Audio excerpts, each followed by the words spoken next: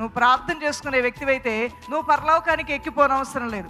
ఆయనే నీ యొద్దకు దిగొస్తాడు. నువ్వున్న వీధిలోనికి, నువ్వున్న ఇంటిలోనికి, నువ్వు ఏ చెట్టు కింద ఉన్నా. యోనాకి దేవుడు ఒక చెట్టు కింద దర్శనమిచ్చాడు. పౌలు గారు సముద్ర ప్రయాణంలో ఉన్నప్పుడు, ఓడ బద్దలైపోతూ ఉన్నప్పుడు అక్కడికి దైవాత్మ దేవుడే దిగొచ్చాడు. నువ్వు భయపడవద్దు, నేను దిగొచ్చాను అన్నాడు.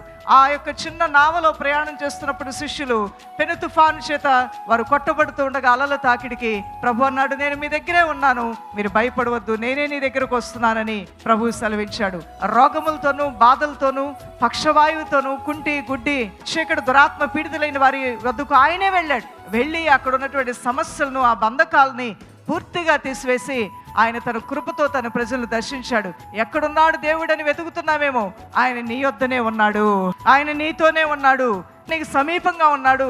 విశ్వాస నేత్రాలు నువ్వు తెరవగలిగితే నీ దేవుడు ఎక్కడో లేడు. ముసలివారి దగ్గర ఆయన ఉన్నాడు, యవనస్తుల దగ్గర ఆయన ఉన్నాడు, ఆయన పరిచారకులు, ఆయన సేవకుల యొద్ద ఆయన ఉన్నాడు, ఆయన పనివారి యొద్ద ఆయన ఉన్నాడు. స్త్రీ అని పురుషుడని ఏ భేదము లేదు. ప్రతి ఒక్కరి యొద్దకు కూడా ఆయనే దిగివచ్చి కార్యాలు చేస్తాడు.